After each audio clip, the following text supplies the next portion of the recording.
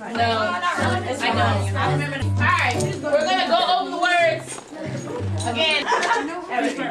So when you come into His presence, when you come into the name of Jesus, lift up the name of Jesus, and you hear the music playing, and you see the people praising. Just forget about your troubles. Forget about your worries. Put the words up. Put your troubles up behind you. Don't you wait another minute. Just get up and on your feet and.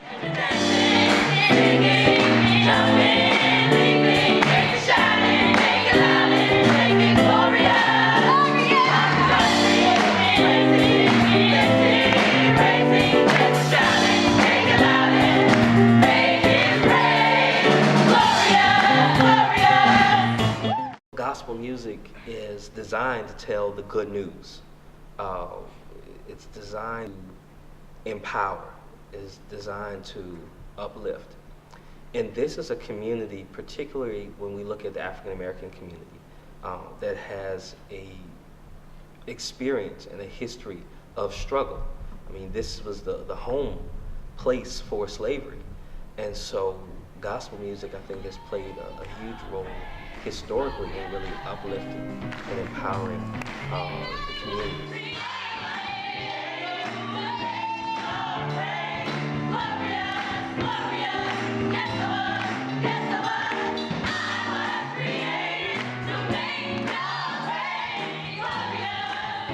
I found comfort in Ebony Expression because it's like gospel music, and it's very uplifting for me in the middle of my week. We meet on Wednesdays, so a lot of times I'll have a bad week, and then I go to rehearsal, and it would just uplift my spirits. And it was a way for me to glorify God and do something for Him, and then also find joy in just giving that to other people when we sing. Well, what's so exciting about Ebony is that it moves with the life of the college. Ebony Expression started with a very close tie to the Williamsburg community. Early on in their history, they were very much a part of the life of First Baptist Church on Scotland Street, and continues today to be a very important part of that church's existence and history. Well, First Baptist, I think it's important to the campus because it's like the only church that's in walking distance for freshmen. Also, they have William and Mary Day, once in the fall, once in the semester, and they open up the doors to everyone, and it's like this big event. Ebony Expression sings. And have really maintained a love for the traditional sound within their congregation. And really have, in my experiences, particularly in worship in there, they've really done a great job in enhancing the hymns, which is lost sometimes in many churches. And so they've done a great job.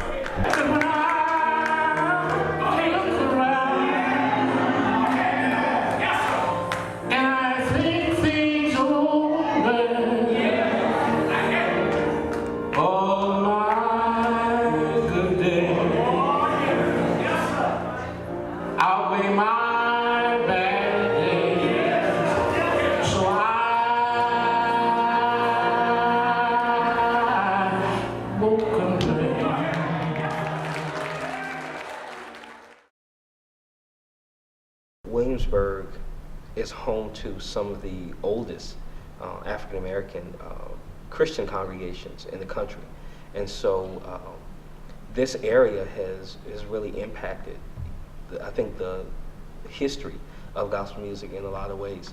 When I think about churches, for example, who are in this area, of course, New Zion Baptist Church has had a really strong tradition of gospel music, from the traditional sound to a very contemporary sound. When I think about the quartet and quintet sound, I think about churches like Mount Pleasant Baptist Church, as well as Mount Pilgrim Baptist Church, two churches who really have an awesome tradition of gospel music and the way they've impacted the sound within this area. So I think the Williamsburg and the greater Williamsburg area has really impacted in a positive way how we kind of experience gospel music today. They are a legendary group. They represent the power and the longevity of the gospel tradition, that no matter what the fad may be, no matter what the kind of contemporary societal issues, maybe gospel music still has a place in society, and they have been able to really experience that longevity, and that their music today still impacts people just as it did before. And one of the exciting things about the Blind Boys is that they've been able to take the tradition of gospel music and kind of their unique sound and connect it to many of the contemporary artists. And so and you can turn on BET Gospel, for example, or the Word Network, and see some of the gospel music video shows and see the Blind Boys, with Kirk Franklin, see the Blind Boys with Hezekiah Walker, see the Blind Boys with a Ricky Dillon. And so they've been able to really go beyond their kind of traditional generational connection and really move and connect with a brand new generation just by putting gospel music within the context of a contemporary time. They're pretty classic,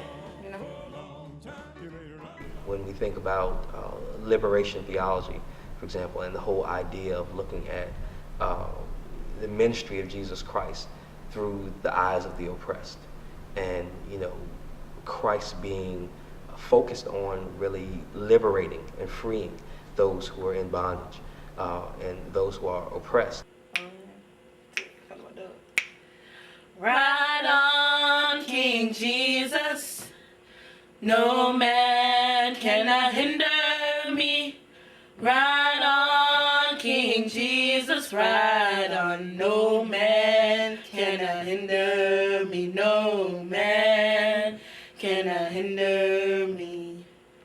Gospel music in many ways speaks to that in the life of our forefathers and foremothers historically, in terms of the period of slavery, and even today when people are experiencing economic hardships, experiencing tensions within families, struggles on their jobs. The same message of empowerment, the same message of liberation comes out in gospel music today, just as it did in our forefathers and foremothers who were experiencing slavery years back. My name is Ebony Cornicher, and actually I have just been Nominated? took the position of secretary for Ebony Expressions. I'm Paniqua, and I am usually an alto, but when necessary, I take the role of a tenor or a soprano. Ebony Expressions represents the changing trends in gospel music, because with any organization on the college campus, membership changes. And so as new people come in with new experiences, new backgrounds, they impact the Ebony sound, if you will. They impact how Ebony represents the gospel tradition. I think the future is really bright in that Ebony will continue to be a trendsetter in terms of how gospel music is expressed in this community.